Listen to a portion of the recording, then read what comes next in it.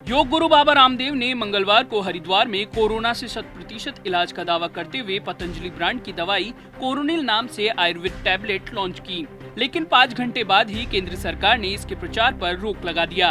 केंद्र सरकार ने कहा कि दवा की वैज्ञानिक जांच नहीं हुई है। आयुष मंत्रालय ने पतंजलि आयुर्वेद से दवा के लाइसेंस समेत पूरा ब्यौरा मांगा है। इसी तरह कोरोनिल की लॉन्चिंग के साथ ही इस पर विवाद शुरू हो गया है। बुधवार को प्रदेश के चिकित्सा और स्वास्थ्य मंत्री रघु शर्मा ने बाबा रामदेव के खिलाफ कानूनी कार्रवाई की मांग की। शर्मा ने कहा कि महामारी से लड़ने का काम हम भारत सरकार के साथ मिलकर कर रहे हैं। ऐसे में इस तरह के प्रयोग अपराध की श्रेणी में आते हैं और इसमें शामिल लोगों को अपराध के दायरे में लेते हुए इनके खिलाफ कानूनी कार्रवाई की जानी चाहिए। चिकित्सा मंत्री रघु शर्मा ने चेतावनी देते हुए कहा कि अगर राजस्थान में कहीं अगर यह दवाई बिकती नजर आई तो उसी दिन बाबा रामदेव जेल में होंगे। आगे मंत्री रघु शर्मा ने क्या क्या कहा, जानने के लिए देखिए पॉलिटॉक्स की है खास रिपोर्ट। ये है टॉक्स न्यूज नेटवर्क और आप देख रहे हैं पॉलिटॉक्स, राजनीति का कच्चा चिट्ठा।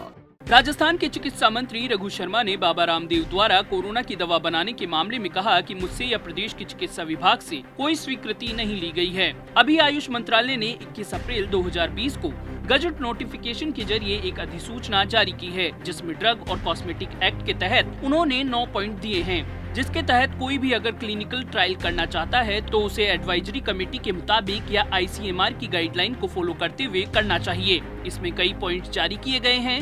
मंत्री शर्मा ने कहा कि मुझे नहीं लगता कि किसी स्वीकृति के बाद ये क्लिनिकल ट्रायल हुआ है। न भारत सरकार से और न ही राज्य सरकार से कोई स्वीकृति ली गई है, जो पूरी तरह से गैर कानूनी है। ये कोई मार्केटिंग करने का टाइम नहीं है। स्वास्थ्य मंत्री रघु शर्मा ने कहा कि जिस महामारी से दुनिया भर में लोग प्रभावित हैं, इलाज नहीं ढूंढ पा रहे हैं, WHO के पास भी वैक्सीन नहीं है, ICMR के पास भी कोई दवा नहीं है। ऐसे में बिना सरकार की परमिशन और बिना प्रोटोकॉल को फॉलो किए कोई भी क्लिनिकल ट्रायल कर सकता है क्या? मंत्री शर्मा ने आगे कहा कि फिर उस दवा को जारी कर रहे हो, ये अपराध है। भारत सरकार को इन अपराधियों को इसकी सजा देनी चाहिए और बाबा रामदेव के खिलाफ मुकदमा दर्ज करवाना चाहिए। मजाक बना दिया है, कल अगर कोई मर गया तो कौन जिम्मेदार होगा? बाबा रामदेव के लॉन्चिंग कार्यक्रम में नजर आ रहे निम्स के MD BS तोमर के हॉस्पिटल निम्स को लेकर मंत्री रघु शर्मा ने कहा, जहां तक निम्स जयपुर का सवाल है, हमने इंस्टीट्यूशनल क्वारंटाइन के लिए कुछ दिन लोगों को रखा था, जिनका पता नहीं था कि वो पॉजिटिव हैं या नहीं। उनका क्लिनिकल ट्रायल कहां से हो गया? वहां व्यवस्थाएं ठीक नहीं थी, इसलिए अब उन लोगों को दूसरी जगह शिफ्ट कर दिया है।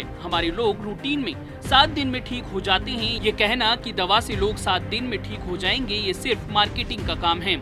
इस तरह के प्रयोग अपराध की श्रेणी में आते हैं। गौरतलब है कि कोरोनिल दवा को पतंजलि रिसर्च इंस्टीट्यूट और national institute of medical science NIMS university Jaipur ने मिलकर तैयार किया है। गौर करने वाली बात यह है कि महज 2.5 माह के वक्त में इस दवा को तैयार कर लॉन्च किया गया। जयपुर में अप्रैल की शुरुआत में पतंजलि रिसर्च इंस्टीट्यूट की टीम निम्स पहुंची थी और चेयरमैन डॉक्टर BS तोमर से मुलाकात कर कोरोना बीमारी पर रिसर्च शुरू कर दिया, जिसके तहत क्लिनिकल केस ट्रायल के लिए 280 मरीजों को चुना गया था।